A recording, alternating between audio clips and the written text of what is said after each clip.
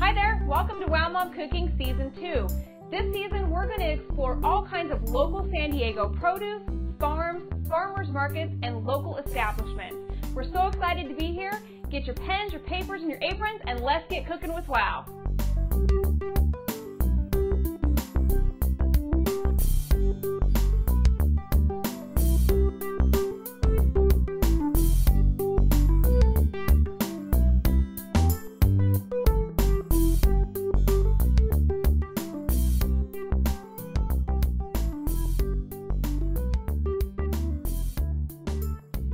Today on Wow Mom Cooking, we're going to go visit Be Green Produce. We've got the Fat Man from the Fat Man and Little Boy show who went out to the farm to get some information on what comes in this box. This is a CSA box. It's $20 and it's full of wonderful produce.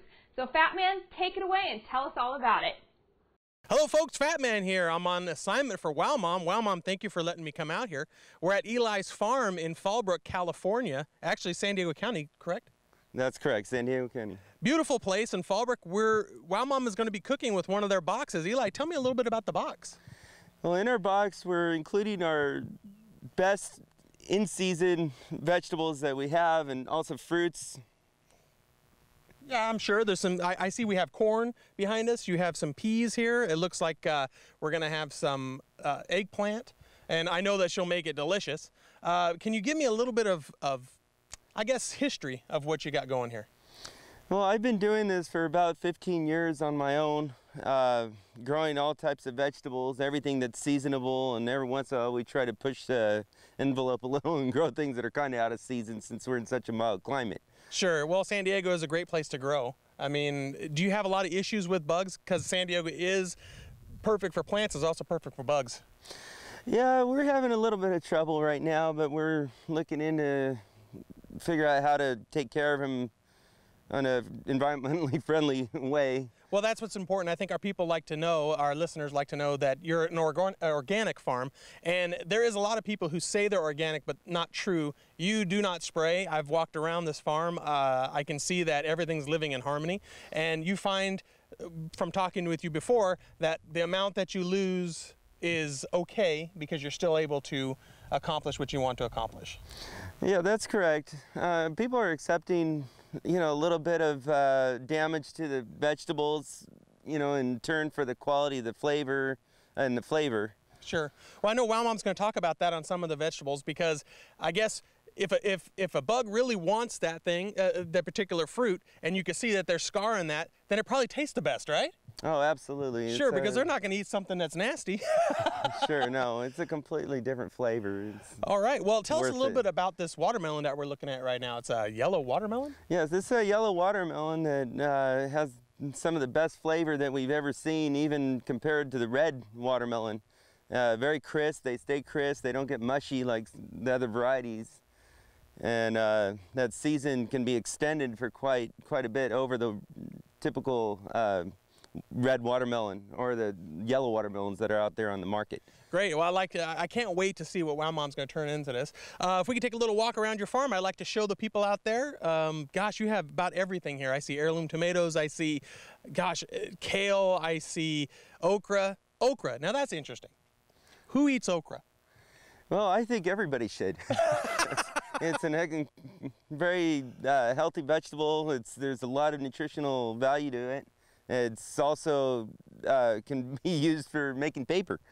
Really? No kidding. All right. Well, great. Now, what is your plans for the future? Are you going to expand your farm? You have quite a large farm here. I see greenhouses and other things. That are you planning on expanding? Or are you going to try to keep it family size? What's your end-all goal?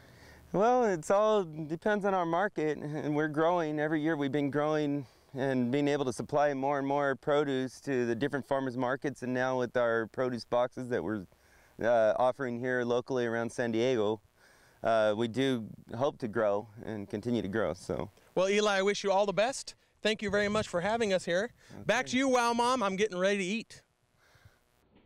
Thanks, Fat Man. That was a great report. Now, here's some of the produce that he brought back for us.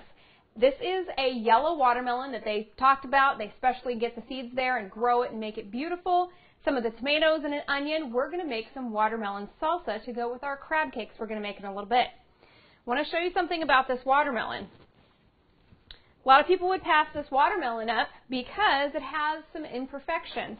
You can see them right here. What that means is that the insects thought this watermelon was perfectly sweet and ready to eat. So they eat a little bit of the outside of the rind because it is delicious. So you watch, we're going to cut into this, and I guarantee you it is going to be beautiful. So let's take a slice. It's practically opening itself. And look at this. What a beautiful watermelon. Oh, it smells so sweet, and I'm telling you this is going to be perfect for our salsa, and then we'll slice up the rest of it to just eat on the side. I'm going to set this aside. We're going to cut part of this off so we can have some. And let's see. It's cutting really easily, so that means that it's not too hard to get through, which means it's really soft and sweet inside of there. And we've got lots of seeds, so what we'll do is we'll try to avoid some of those seeds to put into our salsa. We're just going to chunk this up. We're going to put it into our bowl, and we're going to set it aside while we make everything else so all of our flavors can blend together. Here's our bowl. Probably don't need more than that, but we'll see. And what we can also do is after we kind of go through this, we can take out some of the seeds if we need to. If we get too many of them in there. We're probably going to use about, a quarter to a half of this watermelon, depending on how much salsa you need. We'll use all 4 of those tomatoes you saw there, and we'll use that onion. Now what we're also going to add to this is we're going to add some sweet mini bell peppers. This is kind of a sweet salsa because we have the watermelon here, and not everyone likes spicy. So we're going to cater to the sweet this time on this one. So let's go ahead and take a little bit more of this.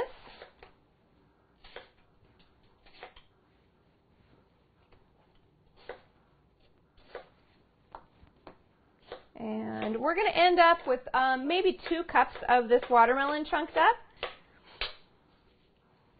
Very juicy, very delicious looking.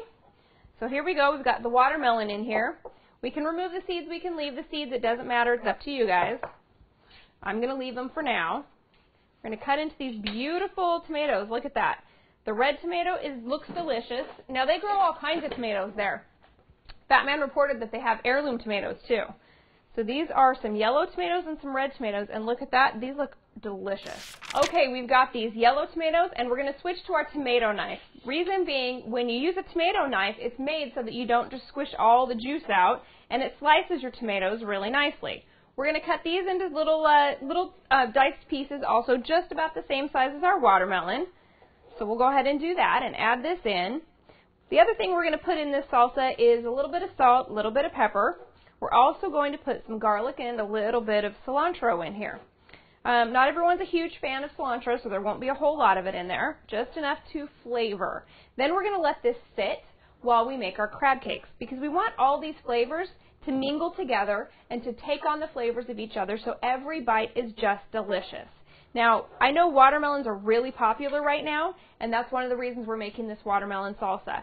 Everyone's using them. Everyone's using all different kinds. So you're going to see these are the same color as the tomatoes.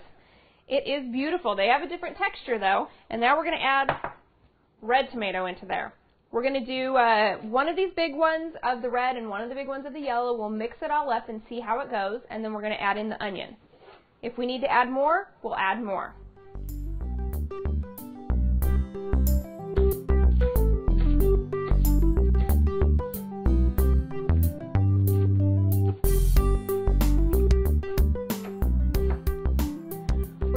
Finished chopping everything. We have a little bit of cilantro here that we're going to finish chopping up and place in here. We put our 2 cloves of garlic freshly crushed. We added 4 little mini sweet bell peppers. I did the whole, well, almost the whole onion. I chopped it up, and this is what I have left of it. So probably about 2/3 of the onion, or maybe a medium onion would be a good accurate size to say. We're going to put this in. Smells delicious. Okay, we need to add a little bit of salt, which this is Himalayan salt. It is Himalayan sea salt, just like that block that I showed you how to cook with last year. This is Himalayan sea salt that you can just use your microplaner to. Get a little bit of fresh salt on there. Looks kind of neat, and if you leave this out on your dinner table with your microplaner, people will think you're really cool. So we've got that in there. We need a little bit of pepper, which I have just about crushed everything up here. Some fresh peppercorns. Let's see, it's probably about a teaspoon. That's just about right. Okay, we're going to give this a stir, and we might even need to add a little bit of olive oil. I think we will do that, just to give it a little bit of extra moisture and help everything just kind of mingle together. So we're going to sprinkle a little bit of olive oil on there. Always use extra virgin. And we have cold pressed olive oil. We're just going to drizzle a little bit on. That should be good. Give it a mix. Then we're going to cover this, put it in the refrigerator while we do everything else. We're going to start on our crab cakes next. And as soon as I'm done stirring this, it's going in and we'll be right back. Okay, now that we have our watermelon salsa in the refrigerator, cooling and blending all together, getting extra yummy, let's get working on our crab cakes. I have 2 containers of lump crab. These are 8 ounces each, and we're going to drain them. There's not a whole lot of liquid in here, but I don't want that extra liquid in there when we're mixing these together. So let's put this in here. Doesn't that look fabulous? It smells delicious too. So all we're going to do is just make sure it's not too wet. It's really, really cold, so it's probably pretty good here. Just draining it just a little bit. There we go. You can see, probably you can see a little bit of the juice coming out. We just don't want it to be really wet when we put it all together. So, not much came out, but that's okay. We just want whatever's in there to come out. We'll put it into our bowl.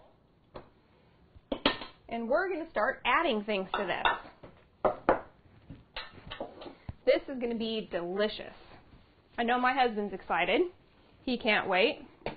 He's ready to eat these right now. So, into our crab cakes, we are going to put about 1/4 cup blue cheese. We're going to put about 1/4 cup of Parmesan cheese. And we're going to put, probably a teaspoon of dried dill. I don't have any fresh. I've used up all the fresh that was in my garden. We're going to set this aside for just a minute while we chop up these onions a little bit finer so we can add these into there also. We're going to add some breadcrumbs, and we're also going to, what else do we have over here? We've got some garlic. When I have an herb that maybe some of you have not used before, it's lemon balm. It's really good. It's delicious. It adds a little bit of a lemony flavor. It's in the mint family. So if you grow it, don't grow it right next to your mint. Don't grow it right next to your basil. They'll all start tasting the same. Might be interesting, though, to see which one is dominant. So here we go. We've got our onions, a little bit smaller like we wanted them. This is, remember, what was left of that onion that we used in our salsa. So we've got it going here. We need some fresh ground peppercorns. You know me, I don't want to use them right out of a little shaker. I want to crush them up so that the consistency I want, and we get that fresh aroma from the peppercorn. Probably going to use about a heaping teaspoon, maybe a little bit more. Depends on your taste. We like it a lot, so that's why we grind it fresh. We use it a little bit coarse. Probably using a little bit more than a teaspoon, maybe a teaspoon and a half. We're going to get some of that lemon balm. This is it. Looks beautiful. Smells delicious. Definitely has a citrus smell to it. One of my other favorite herbs, and something that would go really well in this, is lemon basil. That is absolutely my favorite herb. I don't know why I didn't grow it this year, because I love it and use it in everything. Let's see. Get this nicely finely ground up, or chopped up, so we can distribute it throughout the crab.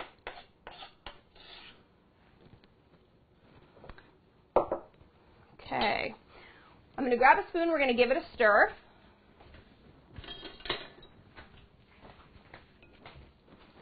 That way we make sure everything is all over the crab. It has really good flavor that way. We are going to use a little bit of olive oil on this again, just like we did in the salsa, just to moisten it up a little bit. I'm also going to go back here and grab an egg out of our pantry, because So we do need something to help stick it together too. And this time I'm using panko breadcrumbs just because I like them. They're crispy. I think they taste really good. Well, they don't really have a lot of flavor, but they'll take on whatever flavor we put in here. And that's one of the reasons that I like them. Let's see. We're going to use about a cup of these breadcrumbs.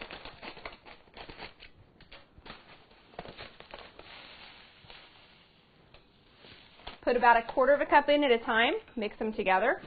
I'll probably put half a cup in and then add the egg, so we make sure everything sticks and everything's going well.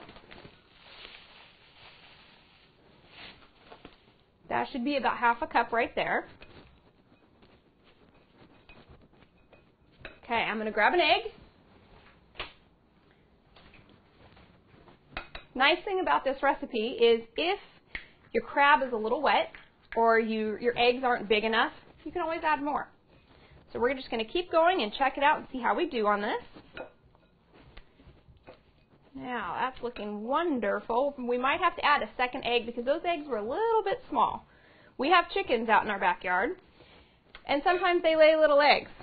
Sometimes they're not so enthused about laying eggs. So I'm going to add some garlic.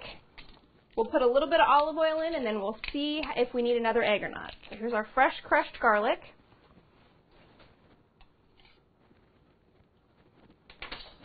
That smells so good. These already smell delicious. I'm telling you, these are going to be, oh, they're going to disappear fast, guaranteed. Okay, we still need to put some more breadcrumbs in, and we definitely need another egg. So here's about another half a cup.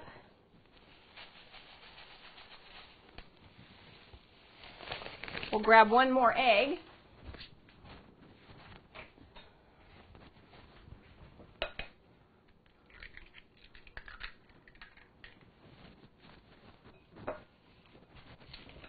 And then we're going to drizzle some olive oil in here. Now, how much olive oil you use is going to depend on the texture that you have once you get to this point. We don't want to have too much, but we don't want to have too little either. Now, this isn't quite ready to stick together. It's kind of falling apart just a little bit, which is great. We're going to drizzle a little bit of this in here. The other thing that goes into this, I almost forgot, mustard. We're going to use some Hearty Dijon mustard for our mix. We're going to put in about a teaspoon.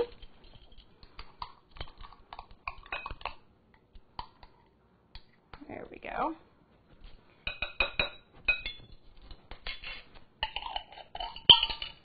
That smell just tops this all off. Let me tell you, this is looking great. Okay, let's get all of that olive oil in here. Mix nice and gooey, and let's see. Take some of this out so I can show you. It's starting to stick a little bit. Sticks together when you pat it. Now we want this to be good and cold too, and we've had this out of the refrigerator to mix it all up. So what I'm going to do is we're going to put this back into our refrigerator, let it cool up just a little bit, let it firm up and get all those flavors together, and I'm going to show you quickly how to make those stuffed mushrooms we talked about. It's really simple, takes about 5 or 10 minutes, and by that time this is going to be ready for us to start frying. We're also going to heat the oil while we're doing that, so we're ready to go all at once. So we'll be right back. Okay, I'm just finishing up grinding a little bit of pepper for our mixture. I have a little bit of cream cheese, some blue cheese, and we're going to put some shredded mozzarella in this bowl. Probably about a quarter cup of the shredded mozzarella, a quarter cup of the blue cheese, and a quarter cup of the cream cheese. We're going to add some pepper, about a teaspoon. We're going to mix that up. And you can see I have some fresh mozzarella sitting here on the counter. I've drained it, and I have it sitting on a paper towel because I don't want it to be too wet. Mushrooms tend to suck up whatever you put on them, so if you put something really wet, they might end up a little mushy, and we definitely do not want them to be mushy. So what we're going to do is just do this cream cheese, blue cheese, mozzarella cheese mixture here. There we go. Looks just about right. This should be just enough for these 4 portobello mushroom tops. So what I'm going to do is I'll do 2 at a time because I have 2 to fit in here. We're going to take a little bit of olive oil, and we're going to drizzle these with them on the top. And then wipe them down just so they don't stick to the pan and to give them a little bit of extra flavor there. I've already cleaned them, and the way you clean a mushroom is to wipe it. You don't want to get them wet. That's why, again, we don't want the mozzarella to be too wet, because if they're wet, the mushrooms get mushy, and we definitely do not want that. So what we're going to do is take fresh mozzarella. We're going to put 3 of these in here. 3 of them in, well, this one's smaller, so we'll just put 2 in this one. Maybe we'll eat that one. Then we're going to top it with this mixture that we made. It's a little bit thick. Don't be afraid to use your fingers. Then the last thing we're going to do is we're going to put a little bit of breadcrumbs on top of this. Then we're going to use our misto to spray the breadcrumbs so that they get a little bit crispy. This is a wonderful, quick, easy side dish. Get a little bit of those breadcrumbs, sprinkle them on top. I'm going to grab my misto. Always handy, always has some fresh garlic flavored olive oil in it. Give it a quick spray. We'll put these underneath the broiler, and we'll just leave them in just until they start to turn brown. Take them out and wrap them up in some foil, and they will be ready for dinner. I'm going to go pop these in the oven and get the crab mixture back out, and we'll be back going on the crabs, okay? Okay, the mushrooms are in the oven, cooking. I can smell them already. Smells great. We're going to get your crab cakes going. So we've got the mix back out of the refrigerator. We're going to make these kind of big, because this is the main part of our main entree for our dinner. We're going to put them together, but we don't want to smash them too much. We want them to stick, but we don't want them to be really super dense. So what we're going to try and do is get somewhere in between. And then we're going to put them into the hot oil. This is hot canola oil. I like canola oil because it doesn't add flavor. It's really super light, and it tends to make things really crispy and good. So we've got it about 325, and we're using our skillet again because it's hot, it's summertime, we want to keep things cool, and it's easy to do them this way. We should get at least 6 that size out of what we did. So we're going to get these into the oil, cooking up. We're going to get them nice and brown on one side, and then we're going to flip them over and get them brown on the other side. We'll cool them, and then we'll make our vegetable medley with the okra, the eggplant, and some summer squash. So this is where we are now. You hear that bubbling? That's just what you want. If your oil starts to get a little cool while you put these in, you can always turn it up a little bit to compensate for that. Because we don't want it to get cold, because what happens when you put something into cold oil, it sucks up all that oil, and all you taste is oil instead of what's the delicious crab and onions and flavors we have in here. It'll just taste like a greasy mess. We don't want that. Okay, there's 3.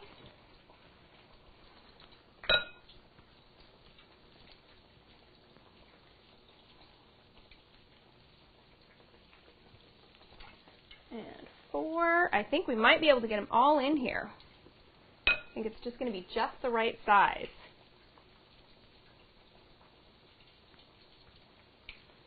If you wanted them extra crispy before you put them in here, you could put them in an egg wash and some more of those breadcrumbs. That's another idea if you like them extra crispy. And let's get every little bit out of here, and this is perfect. It made 6 just like we wanted. All just about the same size, so they'll cook evenly. Get this last one in. Get a fresh towel to wipe our hands. And I'm going to check this first one we put in just to make sure it doesn't stick. I want to hold on to this and just wiggle it around a little bit. There we go. We get that oil underneath, and then we make sure that they don't stick to the pan that way. Shouldn't take very long to do these, maybe 3 or 4 minutes on each side. So we're going to Watch this first one, and as soon as I flip it, we'll show you how beautiful it looks. You can kind of probably see it starting to steam a little bit, taking some of that water out of there, and that's another reason we want to get all the water out of the crab. You don't want to mix water and oil. It's not a good combination. So let's see. I think this one, first one we put in, is just about ready to flip. It is. It's got a little bit of brown on the bottom. I can show you that before I put it back in. And it's just getting a little bit crispy and smells delicious. I wish you guys could smell this. If you could smell it, your mouth would be watering like mine. You'd be ready to eat. We're going to do the rest of these 5, get them all going. We're going to put them on a rack so that they drip, and we get all the extra grease off, and then we're going to come back and show you how to make that vegetable medley to have a nice, well-rounded meal. All right, we'll be right back.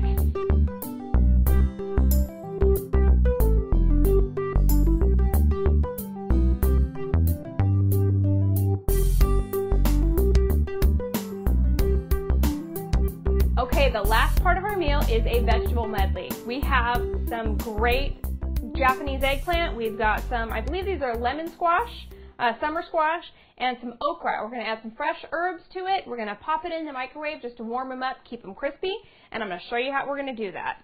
First, the okra. Some people love okra. Some people have no idea what to do with it. Couple of things, couple of options.